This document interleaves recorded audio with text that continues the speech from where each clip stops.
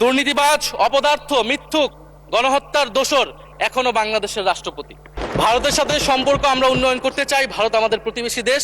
বর্তমান সরকারি দলের যারা নির্বাচনের প্রার্থী হয়েছেন তাদের 59.41% ঋণগ্রস্ত এবং যার বেশিরভাগ হচ্ছে সরকারি দলে। বর্তমান যে বাংলাদেশ ব্যাংকের গভর্নর, তার স্পেশালিটিটা কি? তার স্পেশালিটি হচ্ছে এই ঋণ পুনঃতফসিল করা। এটাতে তিনি এক্সপার্ট। আলোচনায় অংশগ্রহণ করবেন ঢাকা 11 আসন থেকে নির্বাচিত মাননীয় সদস্য জনাব মোহাম্মদ নাহিদ ইসলাম। জনাব মোহাম্মদ নাহিদ ইসলাম, আপনার সময় 25 মিনিট। ধন্যবাদ আপনাকে। মাননীয় স্পিকার, আপনাকে ধন্যবাদ। মাননীয় স্পিকার, বক্তব্য ভেবেছিলাম শুরু করব অন্য বিষয় নিয়ে, কিন্তু আজকের অধিবেশনের দিনের আলোচনায় আমাদেরকে আরো বেশি অবাক করলেন মাননীয় অর্থমন্ত্রী। ফলে অর্থ সেক্টরের কিছু বক্তব্য দিয়ে আলোচনা শুরু করছি। আমরা যখনই ব্যাংকিং খাত বা অর্থ সেক্টরের আর্থিক খাতের কথা আসে, মাননীয় অর্থমন্ত্রী একটা বাক্যই বারবার বলেন যে বিএনপির সময়ে এরকম কোনো রেকর্ড নাই যে আর্থিক খাতে বিশৃঙ্খলা হয়েছে। উনি কিছুক্ষণ আগে অস্বীকার করলেন যে বাংলাদেশ ব্যাংকের গভর্নর একটা রাজনৈতিক নিয়োগ, তাদের দলের নির্বাচন কমিটির সদস্য, এবং তিনি এটা অস্বীকার করলেন। আমি মাননীয় স্পিকার টিআইবির একটা তথ্য আপনাদেরকে দিচ্ছি। বর্তমান সরকারি দলের যারা নির্বাচনের প্রার্থী হয়েছেন তাদের 59.41% ঋণগ্রস্ত এবং যার বেশিরভাগ হচ্ছে সরকারি দলে। সংসদ সদস্যদের 11,000 কোটি টাকার বেশি ঋণ রয়েছে, যার অধিকাংশই সরকারি দলের। এদের অধিকাংশই ঋণ খেলাপি ছিলেন, নির্বাচনের আগে কিছু টাকা ঋণ দিয়ে পুনঃতফসিল করে নিয়েছেন। এবং বর্তমান যে বাংলাদেশ ব্যাংকের গভর্নর, তার স্পেশালিটিটা কি? তার স্পেশালিটি হচ্ছে এই ঋণ পুনঃতফসিল করা। এটাতে তিনি এক্সপার্ট। ফলে তাকে বাংলাদেশ ব্যাংকের গভর্নর কেন দেওয়া হয়েছে এটা খুব পরিষ্কার মাননীয় স্পিকার।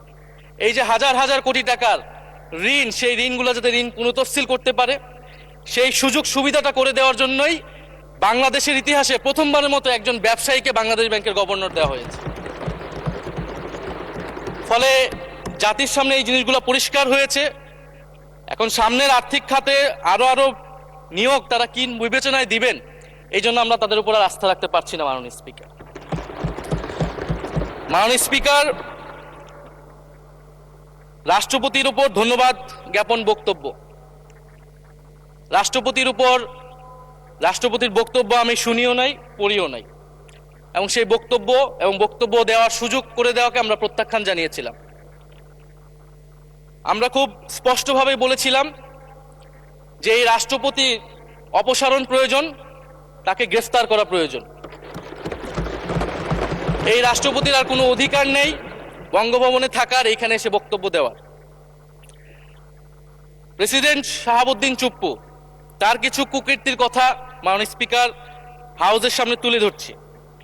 তিনি দুদকের কমিশনার ছিলেন। তাকে দুদকের কমিশনারের করা হয়েছিল 3টে অ্যাসাইনমেন্ট দিয়ে। 1 নম্বর হচ্ছে খালেদা জিয়া এবং তারেক রহমানের বিরুদ্ধে দুর্নীতির অভিযোগের শাস্তি নিশ্চিত করা। 2 নম্বর পদ্মা সেতুর দুর্নীতির অভিযোগ থেকে আওয়ামী লীগকে ক্লিন শিট দেওয়া। 3 নম্বর ফখরুদ্দিন মঈনুদ্দিন সরকারের সময় শেখ হাসিনা সহ আওয়ামী লীগ নেতাদের বিরুদ্ধে হওয়া দুর্নীতির মামলাগুলোকে বাতিল করে দেওয়া।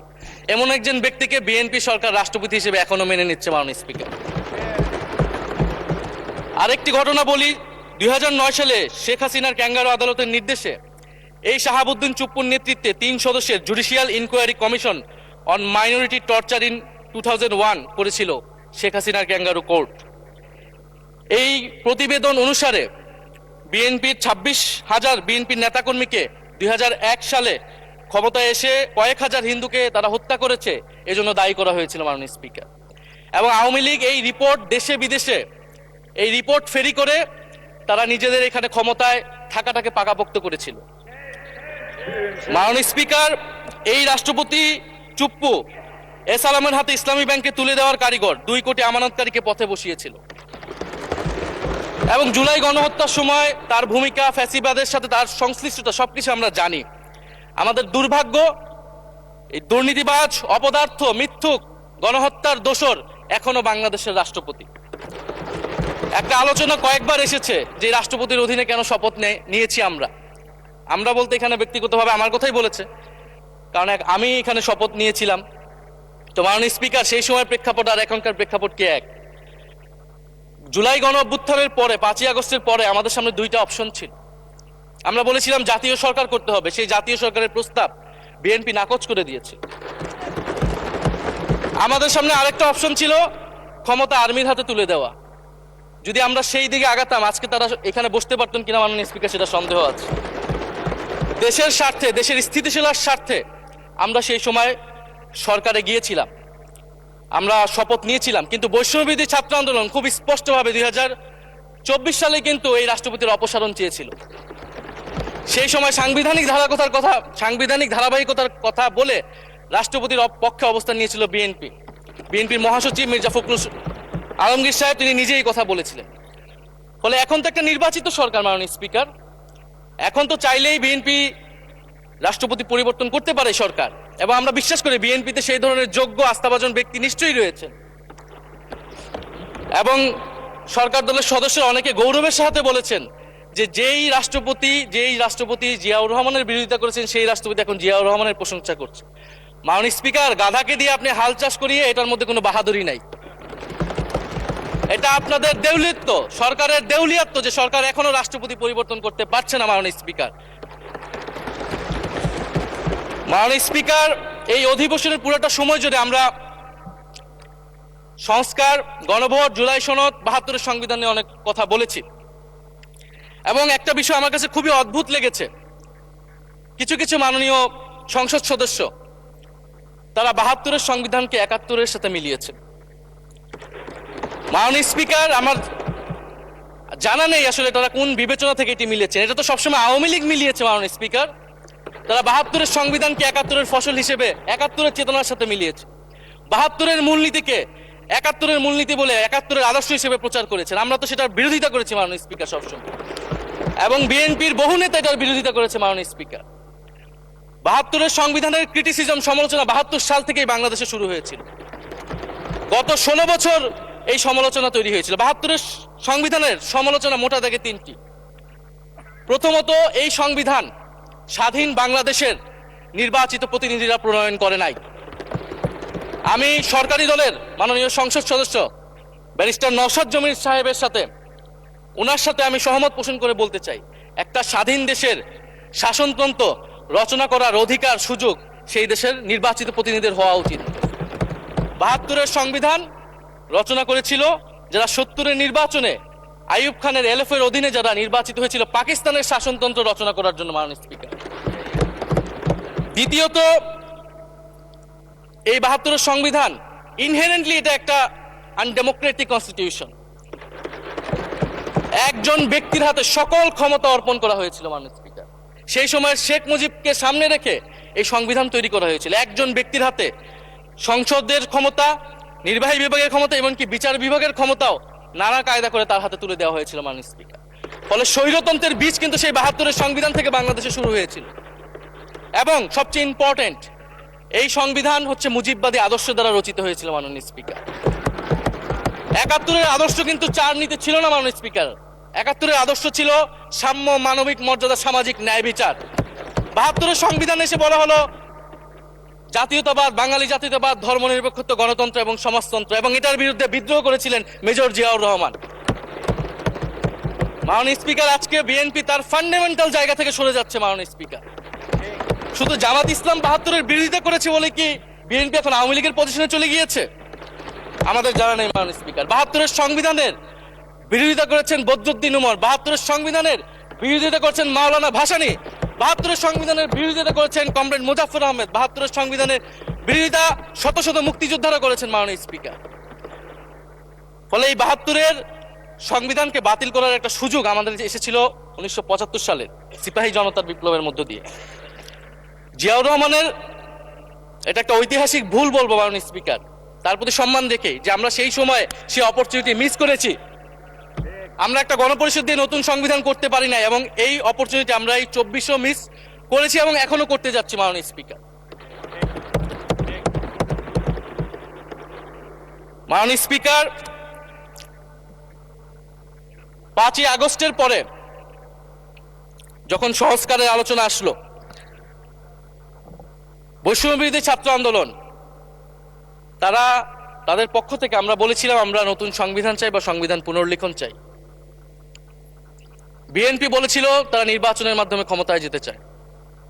ফলে 5ই আগস্টের পর থেকে রাস্তা দুটি আলাদা হয়ে গেছিল মাননীয় স্পিকার। তখন আমরা একটা মধ্যপন্থায় আসলাম যে আমরা সংস্কারে আসি। সেই জায়গা থেকে সংস্কার কমিশন ঐক্যমত, সেখানে আলোচনা হলো। এখন সাংবিধানিক সংস্কার পরিষদ করার কথা গণভোটে বলা হলো। এখন বিএনপি সেই জায়গা থেকে সরে গিয়েছে। এখন বিএনপি যদি সেই জায়গা থেকে সরে যায়, আমাদেরকে পূর্বের জায়গায় ফেরত যেতে হবে মাননীয় স্পিকার। সংবিধান পুনর্লেখনের দাবি আমাদেরকেও জানাতে হবে। তারা যদি 72-এর পক্ষে এরকম অটল অবস্থানে থাকে। জুলাই সনদ নিয়ে অনেক কথা হয়েছে মাননীয় স্পিকার।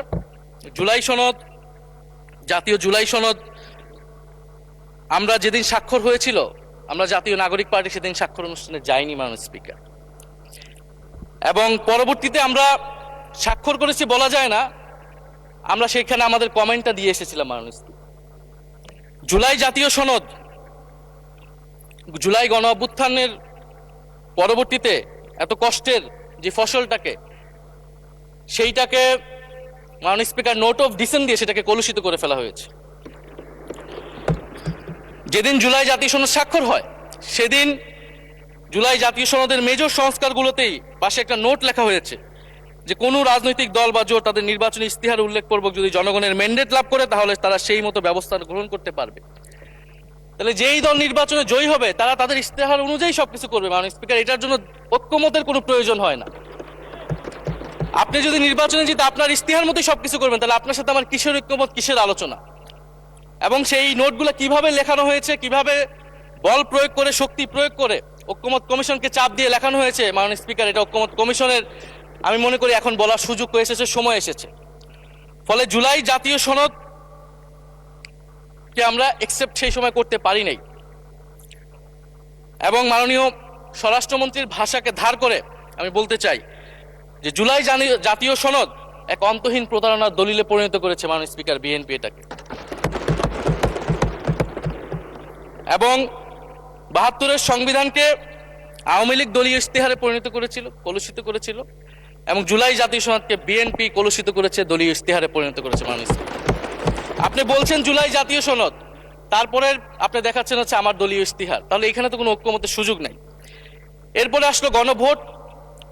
গণভোটের আদেশ নিয়ে সমালোচনা আছে এবং এই সমালোচনা আমরাও করেছি যে রাষ্ট্রপতি এই ধরনের অর্ডার দিতে পারে কিনা। কিন্তু গণভোটটাকে সবাই মেনে একটা কনসেনসাসের ভিত্তিতেই তো আমরা এই গণভোটে সবাই মিলে অংশগ্রহণ করলাম মাননীয় স্পিকার। বিএনপি এবং তৎকালীন বিএনপির বর্তমান মাননীয় প্রধানমন্ত্রী এবং চেয়ারপারসন তিনি নিজেও সংস্কারের পক্ষে, হ্যাঁ পক্ষে ভোটে প্রচারণা করেছেন। ফলে আপনাদের ইলেকশনের আগে এটা পরিষ্কার করা প্রয়োজন ছিল যে এই গণভোট আপনারা মানেন না, এই গণভোটে হ্যাঁ বা না জিতুক এটার সাথে আপনাদের কোনো সম্পর্ক নাই। ওনারা কিন্তু মাননীয় স্পিকার সেটা করেননি। ফলে জুলাই গণভোট এটা রাজনৈতিক সিদ্ধান্ত এবং গণরায়। মাননীয় স্বরাষ্ট্রমন্ত্রী তিনি নিজেই সেই সময় বলেছেন যে গণরায় হচ্ছে সার্বভৌম ক্ষমতা, জনগণের রায় আসলে সেটা সকলেই মেনে নিতে বাধ্য হবে। এমনকি যদি সেটার বিরুদ্ধেও কেউ বিজয়ী হয় তারাও সেটা মেনে নিতে বাধ্য হবে। ফলে আমরা মনে করি যে এই গণভোট অনুসারে যে সাংবিধানিক সংস্কার পরিষদ, অতি দ্রুত সময়ের মধ্যে সাংবিধানিক সংস্কার পরিষদ গঠন করা উচিত, এর সুরাহা করা উচিত। আমরা তো মাননীয় স্পিকার অনেক দূর সরে এসেছি, নতুন সংবিধানের জায়গা থেকে সরে আসতে আসতে আমরা কোথায় আসলাম? আমরা খুবই সামান্য কিছু দাবি এখানে এসেছে, জুলাই জাতীয় সনদ বা গণভোট যেটাই বলেন না কেন, যে একটা উচ্চকক্ষ হবে ভোটের অনুপাতে, তত্ত্বাবধায়ক সরকার হবে। এই তত্ত্বাবধায়ক সরকার নিয়েই তো এত ঝামেলা, গত 16 বছরের এত আন্দোলন। কিভাবে নিয়োগ হবে এই নিয়োগটা আমাদেরকে জানতে হবে মাননীয় স্পিকার। নির্বাচন কমিশনার এবং সাংবিধানিক প্রতিষ্ঠানগুলোতে কিভাবে নিয়োগ হবে, একটা নির্দলীয় এবং গ্রহণযোগ্য নিয়োগ আমরা কিভাবে করতে পারি যেটা দেশকে বিভাজিত করবে না, বিরোধী দলের অধিকার ক্ষুণ্ণ করবে না। এবং সবচেয়ে গুরুত্বপূর্ণ বিচার বিভাগ পৃথকীকরণ মাননীয় স্পিকার। এগুলা আমরা 5ই আগস্টের পরে আসমান থেকে বলিনি, এগুলা গত 16 বছর আলোচনা হয়েছে। বিএনপির 31 দফায় আলোচনা ছিল, আরো অনেক রাজনৈতিক দলের আলোচনাতে, সংস্কারের আলোচনা থেকে আমরা মাননীয় স্পিকার ধার করেছিলাম। হ্যাঁ, বিচার বিভাগ এই মুহূর্তে পৃথকীকরণ বা বিচার বিভাগের স্বাধীনতা নিয়ে কনসার্ন আছে, কারণ আওয়ামী লীগের নিয়োগকৃত অনেক বিচারক মাননীয় স্পিকার এখনো রয়ে গেছে বিচারালয়ে, যারা এই জামিনগুলো করিয়েছে ফ্যাসিস্টদের। কিন্তু সেটার একটা সুরাহা আপনারা করেন, আমরা সহযোগিতা করব, কিন্তু তারপরে তো বিচার বিভাগের স্বাধীনতা মাননীয় স্পিকার নিশ্চিত করতে হবে। গুম এবং মানবাধিকার অধ্যাদেশ বাতিল করলেন, আপনারা বলছেন ভালো আইন নিয়ে আসবেন। তো ভালো আইন যতক্ষণ পর্যন্ত আনতে পারছে না ততক্ষণ পর্যন্ত মাননীয় স্পিকার আপনাদের সমালোচনাটা সহ্য করতে হবে। আপনারা ভালো আইন নিয়ে আসুন এবং অতি দ্রুত সময়ের মধ্যে নিয়ে আসুন, আমরা দেখি। মাননীয় স্পিকার, এই সংসদে এই অধিবেশনে আরেকটি বিষয় বারবার এসেছে, সেটা হচ্ছে মুক্তিযুদ্ধ এবং জুলাই গণ অভ্যুত্থান। মুক্তিযুদ্ধকে মাননীয় স্পিকার আমরা শ্রদ্ধা করি। আমরা মনে করি এই প্রজন্ম যারা জুলাই গণ অভ্যুত্থানে অংশগ্রহণ করেছি, জুলাই গণ অভ্যুত্থানের মধ্য দিয়ে মুক্তিযুদ্ধের নতুন রূপ তৈরি হয়েছে, মুক্তিযুদ্ধের নবায়ন হয়েছে। মাননীয় স্পিকার, ফলে মুক্তিযুদ্ধের সাথে জুলাই গণ অভ্যুত্থানের কোনো সাংঘর্ষিক অবস্থান নেই। আমরা বারবার বলেছি মুক্তিযুদ্ধ, জুলাই গণ অভ্যুত্থান হচ্ছে মুক্তিযুদ্ধেরই আরেকটি ধারাবাহিকতা। মুক্তিযুদ্ধে আমরা সাম্য মানবিক মর্যাদার কথা বলেছি, জুলাই গণ অভ্যুত্থানে আমরা বৈষম্য বিরোধী গণতান্ত্রিক বাংলাদেশের কথা বলেছি। মাননীয় স্পিকার, কোথায় পার্থক্য, কোথায় আলাদা, এবং কোন ঘটনা বড় কোন ঘটনা ছোট, এটা অহৈতুক তর্ক। মাননীয় স্পিকার, আমরা কেউ বলি নাই যে জুলাই গণ অভ্যুত্থান মুক্তিযুদ্ধের থেকে বড়, বা জুলাই গণ অভ্যুত্থান 90-এর থেকে বড় বা 90-এর থেকে ছোট।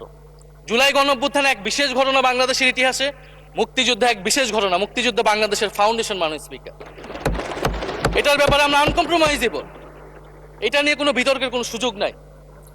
তবে এই কথাটা ওনারাই বারবার বলে মুক্তিযুদ্ধকেও ছোট করতেছেন, জুলাই গণ অভ্যুত্থানকেও ছোট করতেছেন। আরেকটি বিষয় মাননীয় স্পিকার, মুক্তিযুদ্ধর কথা যখন এসেছে, আমরা যে সাম্প্রতিক সময়ে জাতীয় মুক্তিযোদ্ধা কাউন্সিল জামুক আইন সংশোধন করা হলো, অধ্যাদেশ পাশ করা হলো, সেখানে কিন্তু একটা গুরুত্বপূর্ণ সংশোধনী এসেছে। মুক্তিযোদ্ধাদের সংজ্ঞা থেকে মুজিব বাহিনীকে বাদ দেওয়া হয়েছে মাননীয় স্পিকার। এবং আপনারা জানেন যে এই মুজিব বাহিনী, সেটাকে সংযুক্তির মাধ্যমে হাজার হাজার ছাত্রলীগের নেতাকর্মীকে মুক্তিযোদ্ধা সার্টিফিকেট দেওয়া হয়েছিল। মাননীয় স্পিকার, মুজিব বাহিনীর রোল কি ছিল, এটা আপনারা এখানে যারা অভিজ্ঞ মাননীয় স্পিকার অনেক মুক্তিযোদ্ধা আছেন, তারা ভালো করেই জানেন। মুজিব বাহিনী তৈরি হয়েছিল অন্তর্ঘাত তৈরি করার জন্য। তারা অস্ত্র হাতে দেশে পাকিস্তান বাহিনীর বিরুদ্ধে যুদ্ধ করে নাই, তারা দেশে ঢুকে মুক্তিযুদ্ধের আওয়ামী লীগ বাদে অন্য যেই পক্ষগুলো রয়েছে তাদেরকে হত্যা করেছিল। মাননীয় স্পিকার, ফলে মুজিব বাহিনী কিন্তু কোনো মুক্তিযোদ্ধা না বর্তমান আইন অনুসারে। কিন্তু এখানে অনেক মুজিব বাহিনীর কিছু লোক আছেন, তারা নিজেদেরকে মুক্তিযোদ্ধা হিসেবে বারবার জাহির করছে। ফলে আমাদেরকে এই ফারাকটাও করতে হবে মাননীয় স্পিকার। এবং মুক্তিযুদ্ধের পক্ষ বিপক্ষের রাজনীতি গত 50 বছর ধরে হয়েছে, আমরা এই সমাধান এখনো কেন করতে পারিনি মাননীয় স্পিকার? এর দায়ভার কে নেবে? বিএনপি কি নেবে না, যারা 29 বছর জামাতের সাথে রাজনীতি করেছে? একটা কথা তো এখন সবাই বলে, সাথে থাকলে সঙ্গী, না থাকলে জঙ্গি। ফলে এটার দায়িত্ব ছিল তো ওনাদের, এই রিকনসিলিয়েশন তৈরি করা, এই প্রশ্নের সুরাহা করা। জুলাই গণ অভ্যুত্থানের পরে, স্বাধীনতার 54-55 বছর পরে জাতীয় সংসদে মুক্তিযুদ্ধের পক্ষ আর বিপক্ষ বলে ভাগ থাকবে, এটা তো মাননীয় স্পিকার আমরা প্রত্যাশা করি না, এটা এই প্রজন্ম প্রত্যাশা করে না। আমি মাননীয় স্বরাষ্ট্রমন্ত্রীর সাথে একমত পোষণ করি যে ইতিহাসের এই বিতর্ক আমাদেরকে সমাধান করতে হবে, একপাশে রেখে সামনের দিকে এগিয়ে যেতে হবে, এবং এটা সব পক্ষকে এটার জন্য দায়িত্বশীল ভূমিকা পালন করতে হবে। মুক্তিযুদ্ধ যেমন কোনো দেশের ষড়যন্ত্র না, আবার মুক্তিযুদ্ধের নাম করে এদেশে যে লুটপাট ফ্যাসিবাদ কায়েম হয়েছে সেটাও আমাদের ভুলা যাবে না। মাননীয় স্পিকার, মাননীয় স্পিকার, জুলাই গণ অভ্যুত্থান সকলের অংশগ্রহণে হয়েছিল, এটা আমরা বারবার বলেছি। তবে বিএনপির বিভিন্ন সদস্য তারা তাদের আলোচনায় বারবার বলার চেষ্টা করে যে আমরা ছিলাম না, আমরা তো এভাবে ছিলাম, এভাবে ছিলাম। এটা তো প্রমাণ করার প্রয়োজন নাই মাননীয় স্পিকার। এটা কেন এত হীনমন্যতা আমাদের এটা বুঝে আসে না। বিএনপি তো অবশ্যই জুলাই গণ অভ্যুত্থানে ছিল, আমাদের সাথেই ছিল। এবং সেই সময়ের একটা উক্তি বিএনপির মহাসচিব মির্জা ফখরুল ইসলাম আলমগীর, উনি বলেছিলেন যে এই আন্দোলনের সাথে আমাদের সম্পর্ক নাই, এটা ছাত্রদের আন্দোলন। তার ওই বক্তব্য সঠিক ছিল মাননীয় স্পিকার। তার ওই সময়ে কৌশলগত অবস্থান এটাই সঠিক ছিল, উনি ওই সময় এই বক্তব্যই প্রয়োজন ছিল, এটাতে তো আমাদের কোনো দ্বিমত নাই। মাননীয় স্পিকার, আমাকে ডিজিএফআই, ডিবি, এসবি, বাংলাদেশের হেন কোনো গোয়েন্দা সংস্থা নাই যারা আমাকে ইন্টারগেশন করেছে, টর্চার করেছে এবং একটা কথা বারবার বলানোর চেষ্টা করেছিল যে এই আন্দোলন বিএনপি জামাতের আন্দোলন। যারা আগুন লাগিয়েছে তারা বিএনপি জামাতের সন্ত্রাসী, এটা একবার তোমরা শুধু বলো। ডিবি অফিসের শেষ পর্যন্ত আমরা বাধ্য হয়েছি আন্দোলন স্থগিতের ঘোষণা দিতে, কিন্তু কখনো এই কথাটা মাননীয় স্পিকার আমরা বলিনি। ফ্যাসিবাদ বিরোধী রাজনৈতিক দলের নেতাকর্মীকে আমরা আন্দোলনের সময় থেকে এখন পর্যন্ত কখনো আমরা অস্বীকার করিনি। কিন্তু একটা জায়গা আমরা ফারাক করতে চাই, যে এই গণ অভ্যুত্থান কোনো দলীয় আন্দোলন নয়। 90-এর গণ অভ্যুত্থান, 69-এর গণ অভ্যুত্থান থেকে এই গণ অভ্যুত্থানের পার্থক্য রয়েছে মাননীয় স্পিকার। এই গণ অভ্যুত্থানে ফ্যাসিবাদ বিরোধী রাজনৈতিক দলের নেতাকর্মীরা নেতৃত্বে নয়, সামনে পিছনে ছিল মাননীয় স্পিকার, সামনে সাধারণ জনগণ ছিল, ছাত্ররা ছিল। ফলে সেই হিসেবেই এই গণ অভ্যুত্থানকে স্বীকৃতি দেওয়া উচিত। এখন যদি বলা হয় যে অমুকের নেতৃত্বে এই গণ অভ্যুত্থান হয়েছে, আমাদের লোকেরা এই গণ অভ্যুত্থান করেছে, এটা মাননীয় স্পিকার এই গণ অভ্যুত্থানের সাথে যারা সাধারণ মানুষ নেমেছিল, যারা শহীদ হয়েছে, তাদের সাথে মাননীয় স্পিকার বিশ্বাসঘাতকতা করা হবে। ফলে জুলাই গণ অভ্যুত্থানে সকলের অংশগ্রহণ ছিল। হ্যাঁ, আমাদের অনেক মত পার্থক্য, জুলাই গণ অভ্যুত্থানের পরে আমাদের রাস্তা আলাদা হয়ে গেছে আমরা মনে করি রাজনৈতিকভাবে, কিন্তু গণ অভ্যুত্থান আমরা একসাথেই করেছিলাম মাননীয় স্পিকার। এবং আমি দুইটা কোটেশন বলতে চাই মাননীয় স্পিকার। 7ই আগস্টে নয়াপল্টনের সমাবেশে জনাব তারেক রহমান ভার্চুয়ালি যুক্ত হয়ে বলেন, 1971 ছিল স্বাধীনতা অর্জনের আন্দোলন, আর 2024-এর আন্দোলন হলো সেই স্বাধীনতা ও সার্বভৌমত্ব রক্ষার আন্দোলন। এই আন্দোলনে অংশ নেওয়া প্রতিটি ছাত্র জনতা আজ থেকে নতুন দিনের মুক্তিযোদ্ধা। মাননীয় স্পিকার, মুক্তিযুদ্ধের সাথে আমরা তুলনা করছি এই জায়গা থেকে, কারণ আমাদের কাছে এটা প্রায় যুদ্ধ সময় একটা পরিস্থিতি ছিল। 6 আগস্ট বঙ্গভবনে আলোচনা শেষে ব্রিফিংয়ে মির্জা ফখরুল ইসলাম আলমগীর বলেন, ছাত্র জনতা বুকের রক্ত দিয়ে আমাদের নতুন এক সকাল উপহার দিয়েছে। বাংলাদেশ আজ দ্বিতীয়বার স্বাধীন হলো। এই স্বাধীনতা আমাদের রক্ত দিয়ে রক্ষা করতে হবে মাননীয় স্পিকার। আমরাও বলি রক্ত দিয়ে রক্ষা করতে হবে। মাননীয় স্পিকার, আমাকে একটু সময় বাড়িয়ে দিবেন। আমি যে সময়টা পেয়েছি এটা বিরোধী দলের কোটা থেকে, আমি আশা করব সরকারি দলের কোটা থেকে আমি আরো 10 মিনিট পাবো মাননীয় স্পিকার। মাননীয় চিফ হুইপ এবং সংসদ নেতা নিশ্চয়ই এটাতে সম্মতি দিবেন। মাননীয় স্পিকার, আমরা ভারত এবং পররাষ্ট্রনীতি নিয়ে কিছু কথা বলতে চাই।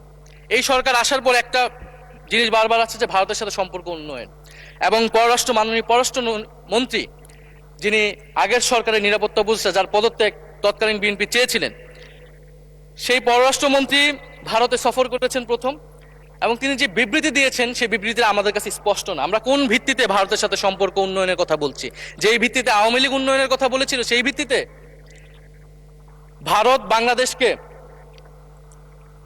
1971 সালের পর থেকে করদ রাজ্য পরিণত করার জন্য হেন চেষ্টা নেই যে করে নাই মাননীয় স্পিকার। সীমান্তে হত্যাকাণ্ড এখনো হচ্ছে, আমরা নদীর পানি হিস্সা পাচ্ছি না, এবং নতুন করে যেটা হচ্ছে যে বর্ডারে বাংলাদেশি বলে বিভিন্ন মানুষকে পুশিং করা হচ্ছে।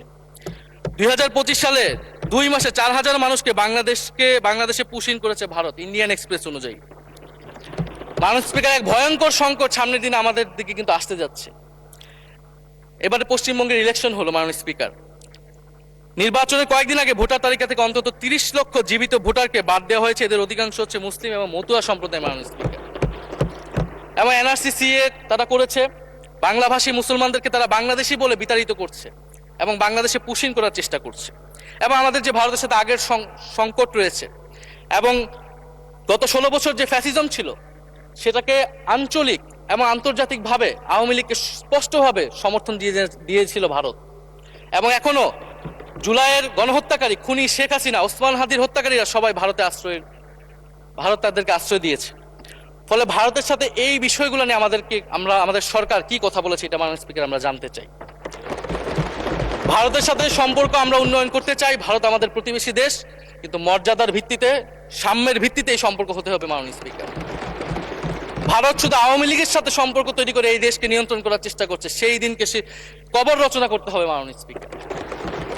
ফলে এটা আমরা বুঝতে পারতেছি না ভারত বিএনপির সাথে বা বর্তমান সরকারের সাথে তার সম্পর্কের ভিত্তিটা কি, এবং বর্তমান সরকার আমার এই কথাগুলো যেগুলো আমি বললাম সেগুলো নিয়ে ভারতের সাথে কথা বলেছে কিনা মাননীয় স্পিকার।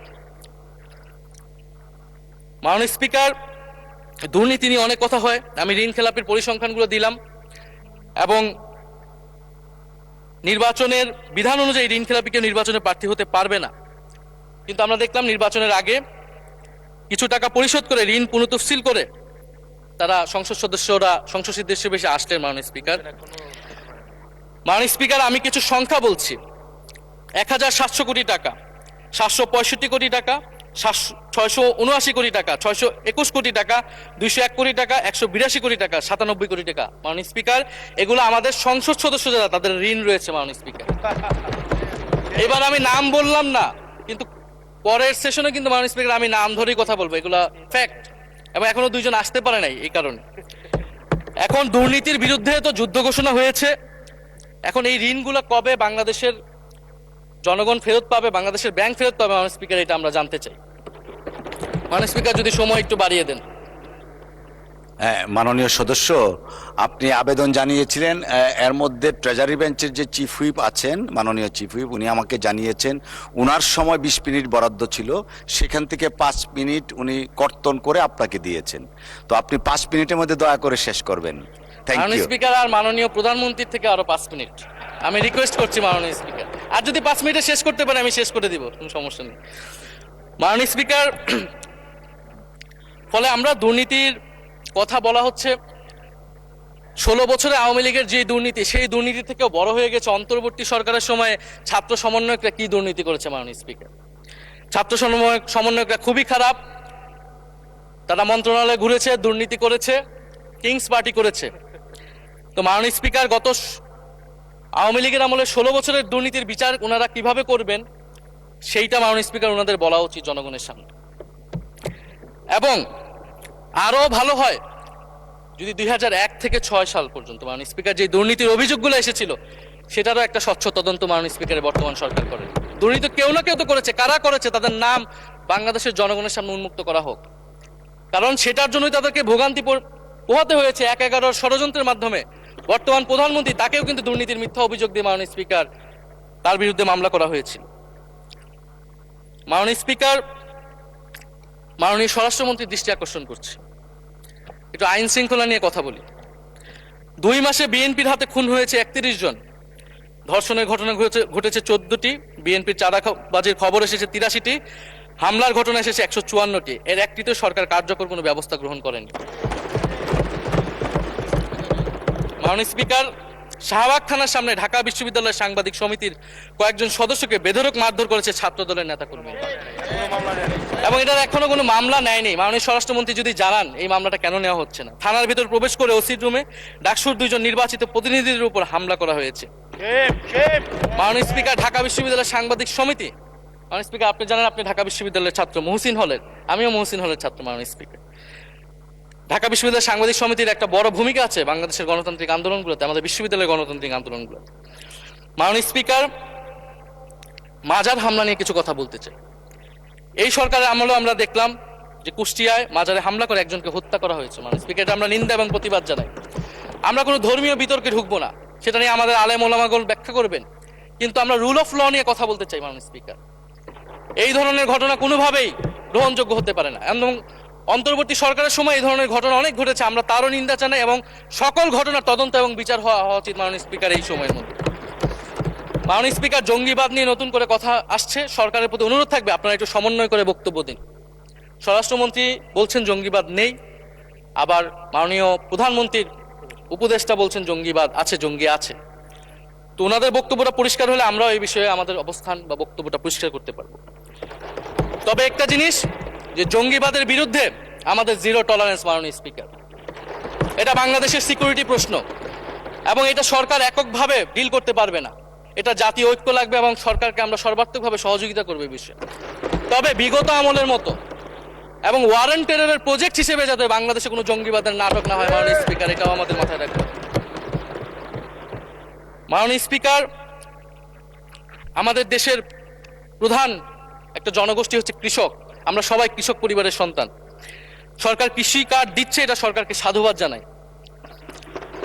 তবে সরকার গত বছরের যে দামে কৃষক থেকে ধান এবং চাল কিনেছে, এই বছর ঠিক একই দামে কৃষক থেকে ধান কিনছে, এটার ফলে কৃষকদের কিন্তু মাননীয় স্পিকার লোকসান হচ্ছে।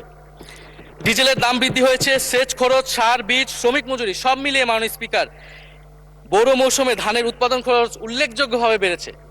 একদিকে কৃষি কার্ড দিবেন, আরেকদিকে ধানের ন্যায্য মূল্য আপনারা কৃষককে দিবেন না, এটা মাননীয় স্পিকার কোনো সমাধান বলে আমরা মনে করি না। মাননীয় স্পিকার, আমরা গণহত্যার বিচার নিয়ে মাননীয় আইনমন্ত্রীকে এখন পর্যন্ত কোনো ব্রিফিং মাননীয় সংসদে করতে শুনি নাই, হয়তো আমার মিস হয়ে যেতে পারে। আমরা আশা করব উনি প্রতি অধিবেশনে সংসদে এবং সংসদের বাইরে আমাদের ট্রাইব্যুনালের চিফ প্রসিকিউটর আছেন, মাননীয় আইনমন্ত্রীর থেকেও আমরা জুলাই গণহত্যার বিচার প্রক্রিয়া কতটুকু আগাচ্ছে, কিভাবে আগাচ্ছে, এটা নিয়ে আমরা স্বচ্ছ বক্তব্য ওনাদের কাছ থেকে, সরকারের কাছ থেকে মাননীয় স্পিকার আশা করি। আমরা আশা করি মাননীয় স্পিকার যে জুলাই যারা শহীদ হয়েছিলেন, শহীদ পরিবারদের যে সকল সুযোগ সুবিধা দেওয়া হয়েছিল অন্তর্বর্তী সরকার থেকে, সেই সব কিছু অব্যাহত থাকবে এবং বর্তমান সরকার সেটা আরো বৃদ্ধি করবে মাননীয় স্পিকার, শহীদ পরিবার এবং আহত যোদ্ধাদের জন্য। মাননীয় স্পিকার, আর 2 মিনিট যদি বৃদ্ধি করতেন আমি শেষ করে দিব। 2 মিনিট। জি, 2 মিনিট বৃদ্ধি করা হলো। মাননীয় স্পিকার, আমরা এই জুলাই গণ অভ্যুত্থানে এই প্রজন্ম কর্মসংস্থানের বড় একটা দাবি নিয়ে কিন্তু মাননীয় স্পিকার চাকরির আন্দোলন থেকে আন্দোলনটা শুরু হয়েছিল। ফলে আমরা আশা করব এই সরকারের সময় কর্মসংস্থানের সুরাহা হবে এবং সেটার জন্য আর্থিক খাতে দুর্নীতি বন্ধ করতে হবে, বিনিয়োগ আনতে হবে এবং চাকরিতে স্বজনপ্রীতি, দুর্নীতি এগুলো একদম বন্ধ করতে হবে মাননীয় স্পিকার, সরকারি চাকরিতে বিশেষত। মাননীয় স্পিকার, একটা বিষয় যে সরকার এখন বলে দিচ্ছে যে বিরোধী দল কিভাবে কথা বলবে, কিভাবে বিরোধিতা করবে এবং বিরোধী দলের পতনও হয়ে যাবে, এরকম কথা মাননীয় স্পিকার সংসদে আমাদের শুনতে হচ্ছে। তো বিরোধী দল তো মাননীয় স্পিকার সরকারের প্রেসক্রিপশন অনুযায়ী বিরোধিতা করবে না, সরকারের শিখিয়ে দেওয়ার প্রয়োজন নাই কিভাবে কথা বলবে, কিভাবে বিরোধিতা করবে। বিরোধী দল বিরোধিতা করবে, সমালোচনা করবে, জনগণ এটা ঠিক করবে বিরোধী দলকে কতটুকু সমর্থন দিবে কি দিবে না। এবং বিরোধী দলের রাজনীতি মাননীয় স্পিকার বিএনপি করেছে, আমরা দেখেছি, তখন ছোট ছিলাম। মাননীয় স্পিকার, আমি যখন ইন্টারমিডিয়েটে পড়ি, খালেদা জিয়া তখন গ্রেফতার হন এবং তার পরের দিন আমার বাবা রাজনৈতিক মামলায় গ্রেফতার হন। আমার মা আমাকে নিয়ে থানায়, কোর্টে এবং কারাগারে আমি আমার মায়ের সাথে ঘুরেছি মাননীয় স্পিকার। আমি জানি আমার এই অভিজ্ঞতা বাংলাদেশের লাখ লাখ মানুষের, ফ্যাসিবাদ বিরোধী আন্দোলন, রাজনৈতিক কর্মী যারা রয়েছে তাদের সকলের একই অভিজ্ঞতা মাননীয় স্পিকার। মাননীয় স্পিকার, সেই অভিজ্ঞতা থেকেই বিশ্ববিদ্যালয়ে যখন এসেছি প্রথম, মনে হয়েছে যে এই প্রজন্ম হিসেবে আমাদের একটা দায়বদ্ধতা আছে। আমার সামনে একজন স্বৈর শাসক থাকবে, বাংলাদেশের একজন ছাত্র হিসেবে আমি এটা মেনে নিতে পারিনি মাননীয় স্পিকার প্রথম বর্ষ থেকে। সেই জায়গা থেকে কাজ করেছি জুলাই গণ অভ্যুত্থানে। মাননীয় স্পিকার, আমি আমার এলাকা নিয়ে শুধু শেষ করব, সবাই যেহেতু এলাকা নিয়ে কথা বলে প্রথম আসলে, আমি মাননীয় প্রধানমন্ত্রীর প্রতিবেশী, ঢাকা 17-এর প্রতিবেশী হচ্ছে ঢাকা 11 মাননীয় স্পিকার। সংসদে সরকার দল এবং বিরোধী দলের যেই পরিমাণ বৈষম্য, ঢাকা 17 এবং ঢাকা 11-এর একই পরিমাণ মাননীয় স্পিকার বৈষম্য। ফলে উনি যাতে এই বৈষম্য দূর করেন এবং ঢাকা 11-র জন্য যদি মাননীয় সদস্য 2 মিনিট চেয়েছিলেন, শেষ হয়ে গেছে। আর 2 মিনিট দেওয়া হলো, 2 মিনিটের মধ্যে শেষ করে ফেলেন প্লিজ। ধন্যবাদ আপনাকে। ফলে এই বৈষম্য উনি সংসদেও দূর করবেন, সংসদেও দূর হবে এবং আমার এলাকাও সেই উন্নয়ন কার্যক্রম হবে। ঢাকা 11 এই গণ অভ্যুত্থানের অন্যতম হট স্পট ছিল রামপুরা, বাড্ডা, ভাটারা এলাকা মাননীয় স্পিকার, যেখানে অনেক প্রাইভেট বিশ্ববিদ্যালয়, মাদ্রাসা, তারা সকলে এসে কিন্তু ফ্যাসিস্টদেরকে প্রতিহত করেছিল এবং এই অত্র এলাকার নানান সমস্যা। তো সরকারের জায়গা থেকে আমি আশা করব, আমি হয়তো অনেক সমালোচনা করতে পারি, অনেক ভুল ত্রুটি থাকতে পারে, যেহেতু নতুন এসেছি, কথা বলছি। তো সেই জায়গা থেকে যাতে আমার এলাকার প্রতি কোনো বিরূপ মনোভাব না থাকে, কোনো বৈষম্য যাতে না হয় মাননীয় স্পিকার। আপাতত ওনারা ওইখানকার যিনি পরাজিত প্রার্থী, তাদেরকে দিয়ে বিভিন্ন উন্নয়ন কার্যক্রম করছে প্রশাসক, এই সিটি কর্পোরেশনের প্রশাসক। তা আমার ক্রেডিটের দরকার নাই, কিন্তু উন্নয়ন হলেই মাননীয় স্পিকার চলবে। মাননীয় স্পিকার, আমি সর্বশেষ বলতে চাই, এই প্রথম অধিবেশনে বিশ্ববিদ্যালয় জীবনে ঢাকা বিশ্ববিদ্যালয়ের অনেক স্বপ্ন নিয়ে গিয়েছিলাম। প্রথম মাসে মাননীয় স্পিকার হতাশ হয়েছিলাম, যখন দেখেছি হলের সিস্টেম, যখন দেখেছি বিশ্ববিদ্যালয়ের সিস্টেম। এবং এই সংসদে মাননীয় স্পিকার প্রথম অধিবেশনে আমি অনেক হতাশ হয়েছি। সরকারি দলের সদস্যরা যেভাবে স্তুতি করেছে, যেভাবে সংবিধান সংস্কার পরিষদকে বাতিল করে দেওয়া হয়েছে, যেভাবে গণভোটকে অস্বীকার করেছে, মাননীয় স্পিকার আমি আশা করব আমাদের এই হতাশা অতি দ্রুতই শেষ হবে এবং আমরা যেই কমিটমেন্ট জনগণের কাছে করেছি সেই সকল প্রতিশ্রুতি আমরা রক্ষা করে সামনের দিকে এগিয়ে যেতে পারবো। মাননীয় স্পিকার, আপনাকে ধন্যবাদ, এই হাউসের সকলকে ধন্যবাদ মাননীয় স্পিকার।